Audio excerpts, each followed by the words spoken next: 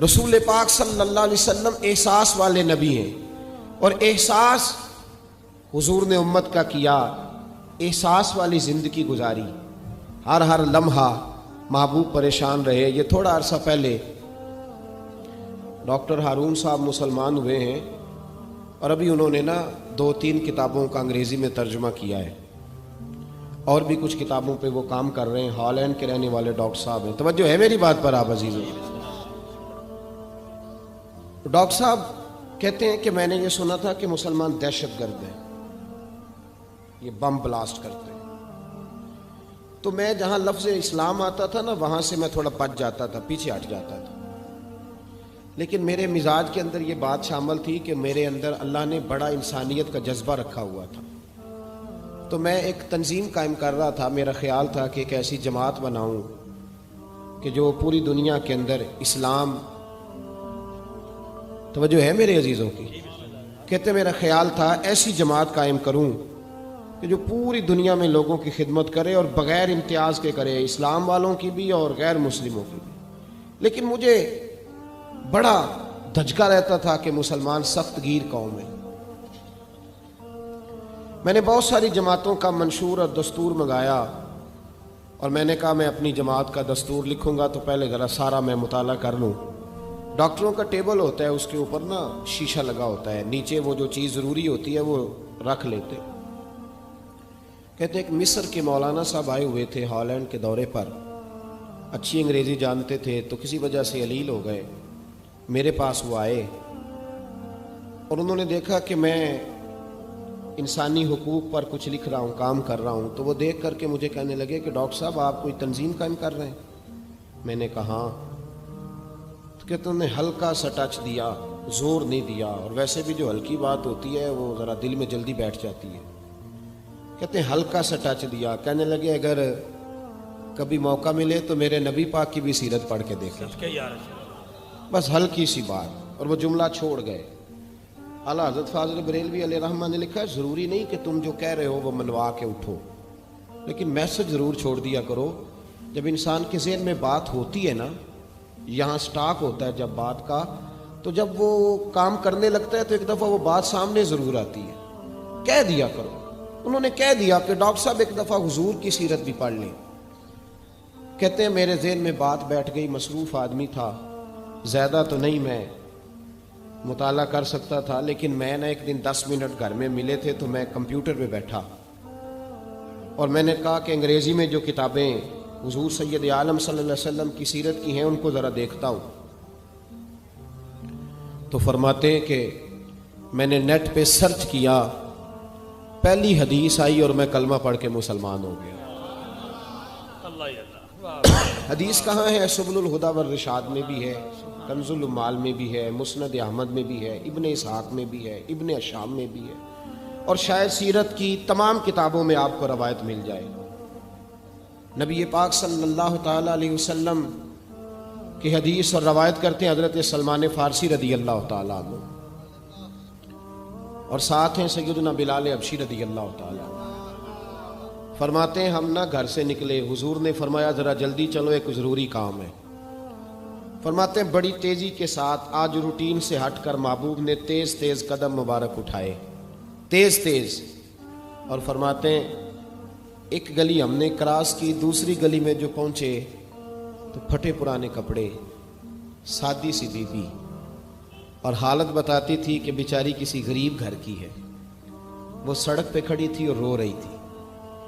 میرے کریم رسول نے فرمایا بلال اسے پوچھو کیا مسئلہ ہے، کیوں روتی ہے؟ تو حضرت سلمان عرض کرتے ہیں میں نے کہا حضور میں پوچھ لیتا ہوں، آپ جائیے، کام بڑا ضروری ہے جو نکلیں، میں معلومات کرتا ہوں۔ تو محبوب نے فرمایا نہیں، اس کے آنسو پوچھنے سے ضروری کوئی کام بھی نہیں، پہلے اس کی داد رسی ہوگی، اسے پہلے پوچھا جائے گا۔ روتے نہیں رہتے لوگ گھروں میں، لوگ گزر نہیں جاتے چپ کر کے؟ کتنے لوگ تڑپتے، کون احساس کرتا ہے؟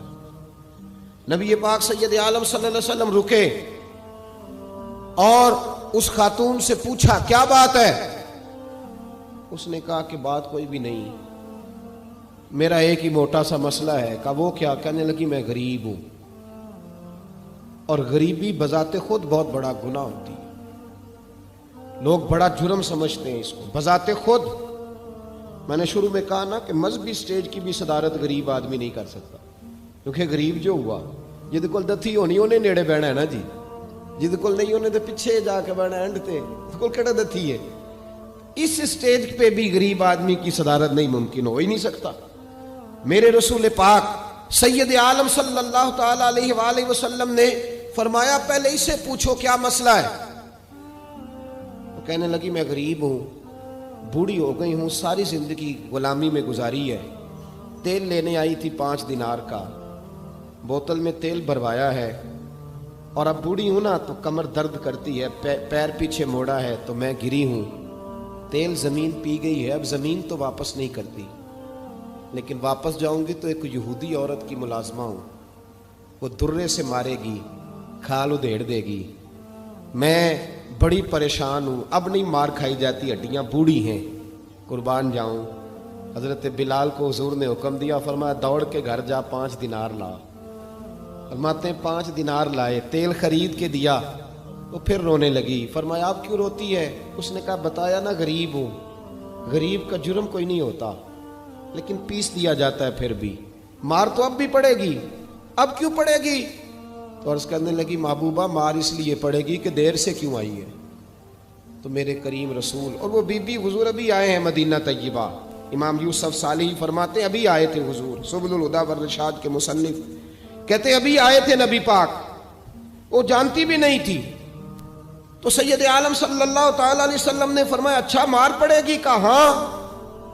او بھائی کونسلر جو کل آپ کو کہہ رہا تھا نا میں آپ کا خادم ہوں، کونسلر بے گناہ، بلکہ ہمارے ایس ایچ او صاحب اگر چودھری پہ پرچہ آ جائے تو اس کو ٹیلی فون کر کے پوچھتے ہیں صاحب جی تھوڑے خلاف درخواست آئی ہے، ادا کی کرنا ہے؟ تو غریب آدمی بیچارہ، اس کی غلطی یہ تھی کہ وہ غریب تھا تو اس نے ریڑھی لگا لی چوک میں، اس کو دبوچ کے لے گئے، تینوں پتہ نہیں اتنے نہیں کھلوئی دا، تو اس کے پاس کل انویسٹمنٹ ہی 5000 تھی، سارا لے گئے۔ پھر وہ کونسلر صاحب کے پاس چلا گیا، سر میرے نال چلے آجے ذرا میں تھانے جانا ہے۔ انہوں نے کہا گڈی کرائی آ، پیسے ہے نہیں ایویں تھانے جائیے۔ اب وہ گاڑی لایا ہے، پتہ نہیں کہاں سے لایا ہے، تھانے پہنچا ہے، اور یہ ہے ہمارا حال کہ وہ ایس ایچ او بھی بیٹھا ہے کرسی پہ اور کونسلر بھی کرسی پہ بیٹھا اور وہ غریب پیروں میں بیٹھا ہے اور ہاتھ باندھ کے کہہ رہا میری ریڑھی دے چھڈو، میریاں 4 دھیاں نے تو میں شامی کھانا کھڑنا ہے۔ کدھر گیا امت کا وہ ذوق؟ ساری زندگی نعتیں سننے والوں بتاؤ تو صحیح نعت نے تاثیر کیا دی ہے روح کو؟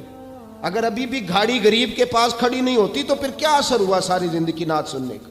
میرے مصطفیٰ کریم سید عالم صلی اللہ تعالی علیہ وسلم نے فرمایا اس خاتون سے یہاں کونسلر ساتھ نہیں جاتا، کہتا ہے کر دیا ٹیلی فون، سویرے 9 بجے پہنچ جانا۔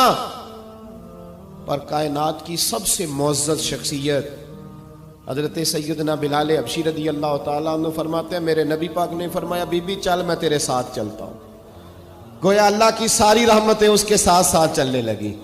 اور آگے آگے نہیں، ساری کتابیں پڑھ لو، وہ پھٹے پرانے کپڑوں والی بی بی آگے آگے اور اللہ کے کریم رسول پیچھے پیچھے، ساری گلیاں اس نے پھرائی، مدینے کی صحرا آ گیا۔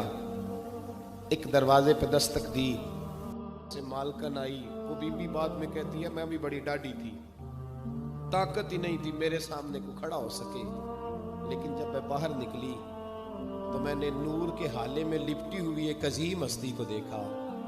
فرماتے محبوب کے گورے چٹے رنگ کے اوپر کالی زلفیں اور محبوب پاک کی مقدس آنکھیں جب تک بات کرتے رہے نظریں زمین پہ جھکی رہیں۔ شرم و حیا والے رسول نے بڑے میٹھے، بڑے دھیمے، بڑے خوبصورت لہجے میں کہا، بریلی کے امام فرماتے ہیں نیچی نظروں کی شرم و حیا پہ درود، بڑے دھیمے لہجے میں فرمایا تیری نوکرانی ہے تیری؟ عورت کہتی ہے میں تو حضور کے جلووں میں محو ہو گئی کہ سادگی میں اتنا حسن میں نے دیکھا ہی نہیں، تیری نوکرانی ہے؟ کہا ہاں۔ تو میرے محبوب نے فرمایا بیچاری کی غلطی کوئی نہیں، اسے مارنا نا، اس سے تیل گر گیا تھا، نیا خریدتے دیر ہو گئی، رو رہی تھی تو میں سفارش کرنے آیا ہوں۔ وہ خاتون کہتی ہے کسی کی نہیں مانی تھی، پر محبوب کے جملوں میں تاثیر اتنی تھی ککھ سواد نہیں مشری اندر، اساں کھنڈا می چکھ ڈٹھیاں انہاں ساریاں شیواں نالوں گلاں سجن دیاں مٹھیاں۔ فرماتے ہیں نبی پاک صلی اللہ تعالی علیہ وآلہ وسلم نے فرمایا کچھ نہ کہنا. کہنے لگی نہیں کہتی، میرا وعدہ رہا، کچھ نہیں کہوں گی. اب میرے حبیب نے پھر نظر اٹھائی اور اس غریبنی کی طرف دیکھا اور فرمایا تو اگر کہے تو میں جاؤں، تو اگر کہے تو میں خود بھیک دیں، خود ہی کہے منگتے کا بھلا ہو، تو اگر کہے تو میں جاؤں. اس نے خراج پیش کیا تو چند آنسو گرائے. کہنے لگی محبوبہ جیسے بندہ نوازی. حضور نے رخ پھیرا. حضرت بلال کہتے میں پیچھے رہ گیا. میں پیچھے رہ گیا تو وہ دونوں بیویاں دوڑ کے میرے پاس آئیں. کہنے لگی بتا تو صحیح ہے کون، یہ بتا تو صحیح کون تھے. تو حضرت بلال کہنے لگی تم نہیں جانتے. جناب بلال فرمانے لگے یہی تو ہیں جنہیں اللہ نے سچا رسول بنا کے بھیجا ہے. بیویاں دوڑ کے آئیں. کہنے لگی محبوبہ دروازے تک آئے ہو تو خالی تو نہ لوٹاؤ، مہربانی فرماؤ ہمیں بھی کلمہ پڑھا دو. ڈاکٹر ہارون کہتے ہیں وہ بیویاں وہاں کلمہ پڑھ رہی تھی اور میں حدیث پڑھ کے کلمہ پڑھ رہا تھا. بھائی